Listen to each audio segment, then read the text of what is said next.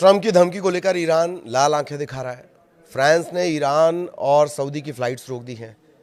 Middle east में जिस तरह के हालात चल रहे हैं, वो क्या जो युद्ध की आग रहेगी वो सभी को झुलसाने वाली नहीं है?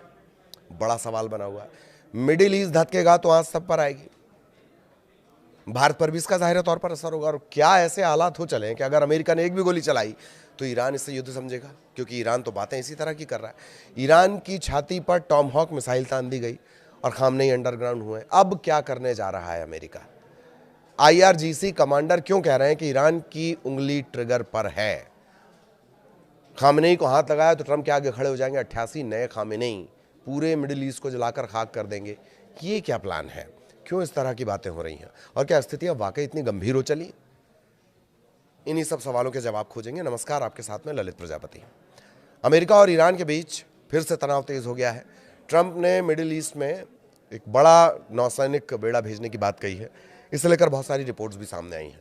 इस पर ईरान ने चेता दिया है कि छोटे से हमले को भी पूरी जंग माना जाएगा। छोटे से हमले को पूरी जंग माना जाएगा। ईरान ने पूरी सेना को हाई अलर्ट पर रखा है। हालात इतने बिगड़ गए हैं कि फ्रांस की एयरलाइन ने इजराइल, दुबई और सऊदी अरब की उड़ानें रद्द कर दी हैं। पूरी दुनिया मानो मिडिल ईस्ट को लेकर अलर्ट पर है। हाल ही के दिनों में ऐसा लग रहा था, कुछ दिनों में, कि भाई हालात को संभल रहे हैं, बातचीत और नरमी के संकेत मिल रहे हैं, लेकिन अब फिर से तस्वीर बदलती दिख रही है। दोनों देशों के बीच तनाव दोबारा तेज हो गया है और पूरी दुनिया की नज़र इस पर लगी हुई है। फ्रांस ने पैसेंजर प्लेन रद्द कर दिए हैं।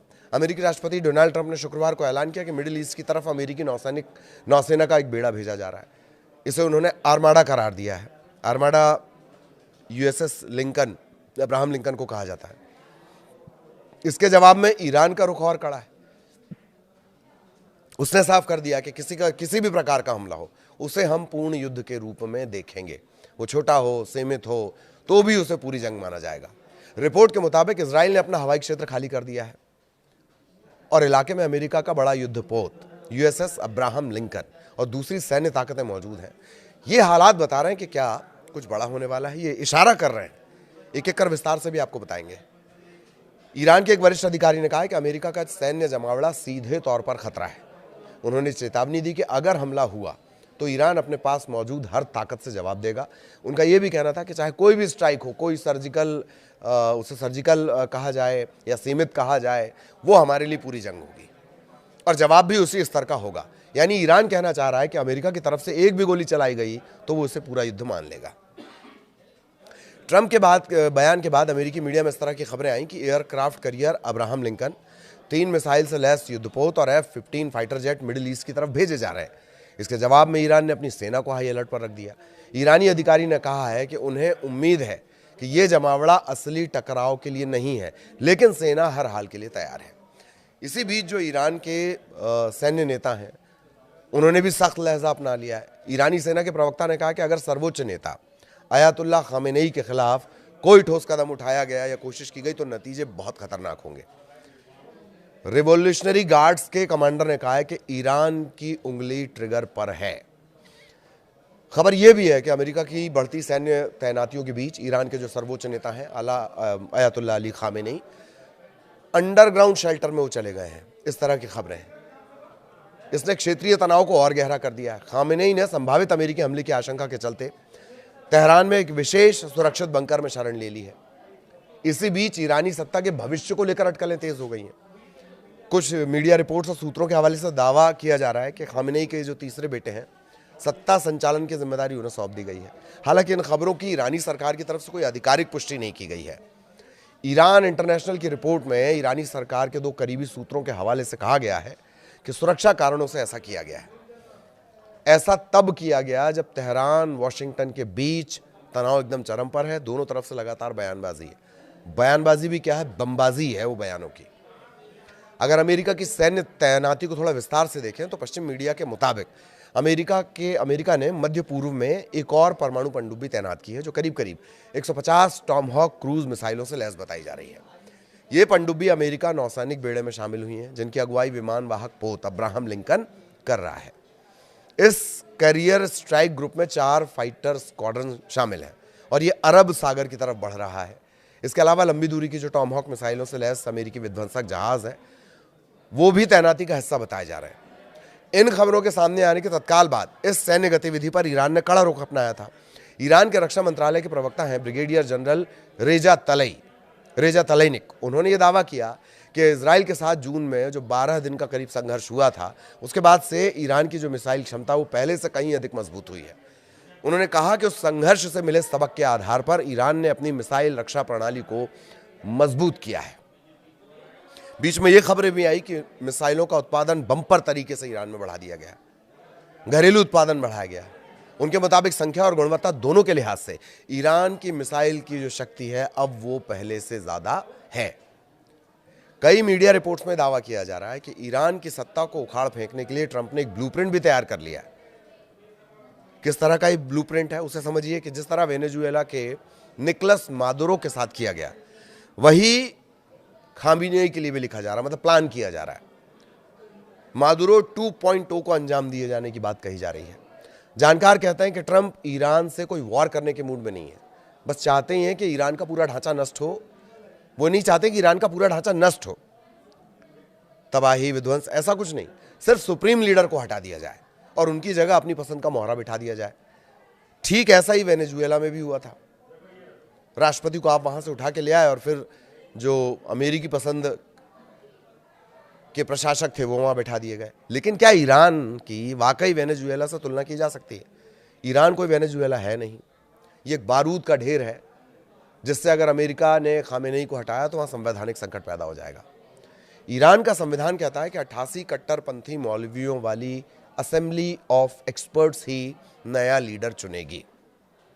कुछ नाम हम आपको बताते हैं, ये उन 88 नामों में से हैं जो कभी भी 88 खामनेई बनकर खड़े हो सकते हैं यूएस के सामने।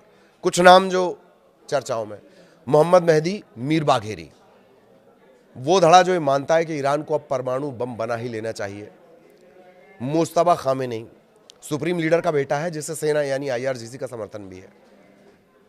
अली असगर हिजाजी खामेनेई के पूर्व इंटेलिजेंस चीफ जिनके पास पर्दे के पीछे असल ताकत है। ये हैं वो चेहरे जो ट्रंप के लिए 88 नए खामेनेई कभी भी बन सकते हैं। जानकार कहते हैं कि अगर अमेरिका ने बिना सोचे समझे खामेनेई को हटाया तो ईरान में एक ऐसा सिविल वॉर शुरू हो जाएगा जिसकी आग पूरे मिडिल ईस्ट को जला देगी। एक और बात है कि ईरान में अगर यह घटनाक्रम होता है तो अगल बगल के जो ग्रुप हैं जिन्हें यूएस टेररिस्ट ग्रुप मानता है वो तत्काल एक्टिव हो जाएंगे। यह सारा घटनाक्रम उस वक्त हो रहा है जब ईरान पहले से ही अंदरूनी उथल पुथल से गुजर रहा है। महीनों से प्रदर्शन चल रहे हैं, उन पर सख्ती भी बरती गई है। ये ईरान का तरीका है, इससे पहले भी यही हुआ है।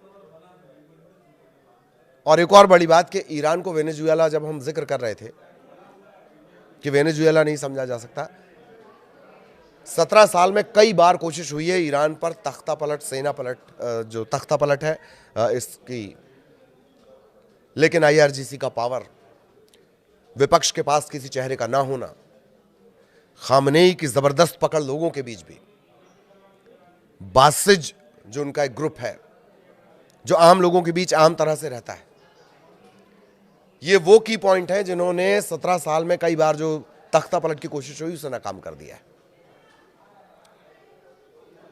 वापस आएंगे। अभी जो प्रदर्शन चल रहा है उन पर सख्ती की जा रही है। पहले ये प्रदर्शन महंगाई, करप्शन, इन तमाम चीजों को लेकर शुरू हुए थे, बाद में ये इस्लामिक सत्ता को हटाने में तब्दील हो गए। अमेरिका उसे लगातार शह देता रहा, हवा देता रहा। इधर मानवाधिकार समूहों का दावा है कि हजारों लोग मारे गए हैं, लगभग 5000 लोगों के मारे जाने का आंकड़ा कहा जा रहा है। लेकिन अलग अलग संगठन है, वो अलग अलग दावा कर रहे हैं। कुछ तो ये तक कह रहे हैं कि इनकी संख्या कई हजार तक जाएगी। पिछले हफ्ते ट्रंप ने कहा था कि उन्होंने सैन्य कार्रवाई से कदम पीछे खींचे हैं क्योंकि ईरान ने भरोसा दिया कि पकड़े गए प्रदर्शनकारियों को फांसी नहीं दी जाएगी। तब लगा था कि हालात ठंडे पड़ रहे हैं, लेकिन अब फिर माहौल गर्म हो गया। ईरान ने ट्रंप के दावे को झूठा बता दिया है। इस बढ़ते तनाव का असर जमीन के साथ साथ आसमान में भी दिखने लगा है। इससे भी समझिए, आसमान में ये तनाव दिख रहा है, बाकी देश फ्लाइट्स कैंसिल कर रहे हैं। क्या उनके पास कोई इनपुट है कि कुछ घंटों में तबाही हो सकती है? फ्रांस की एयर फ्रांस और नीदरलैंड की KLM ने इजराइल, दुबई और सऊदी अरब के लिए अपनी उड़ानें रद्द कर दी हैं। लगभग रविवार तक प्लेन नहीं उड़ेंगे। एयरलाइंस ने वजह ये बताई कि इलाके में सुरक्षा को लेकर चिंता बढ़ गई है। इससे पहले जर्मनी की जो लुफ्थांसा ग्रुप है उसने भी इजराइल के लिए रात की उड़ानें रोक दी थी। हालांकि इजराइल की सेना ने कहा है कि आम लोगों के लिए कोई चेतावनी जारी नहीं की गई है, हालात पर पूरी नजर है। फिर भी यूरोपीय एयरलाइंस का फैसला ये बताता है कि दुनिया इस टकराव को हल्के में नहीं ले रही है। उससे इतर जो बयान लगातार आए हैं, चाहे ट्रंप को क्रिमिनल बता देना या ये कहना कि हम जंग जीतने के लिए नहीं मारने के लिए लड़ेंगे, या तेहरान जैसे बड़े शहरों में अपनी मिसाइलों के जरिए शक्ति प्रदर्शन, या ये खबर आना कि इजराइल के मोर्चे पर और उन तमाम जगहों पर जहां अमेरिका के बेस हैं, चाहे वो एयरफोर्स का बेस हो, नेवी का बेस हो, उन पर टारगेट करके मिसाइल तैनात करने की बातें करना, और ये लगातार बढ़ रहा है। बीच में ऐसा लगा कि शायद बातचीत, बीच का कोई रास्ता निकल सकता है, तनाव नहीं बढ़ेगा, लेकिन अब तो बाकी देश अपनी जो एयरलाइन है वो रद्द कर, अपनी जो फ्लाइट्स हैं वो रद्द कर रहे हैं। क्या है ये? क्या ये तबाही के पहले की स्थिति है? तो मिडिल ईस्ट में क्या कुछ होने जा रहा है, आगे भी उसका अपडेट हम आप तक पहुंचाएंगे। नमस्कार।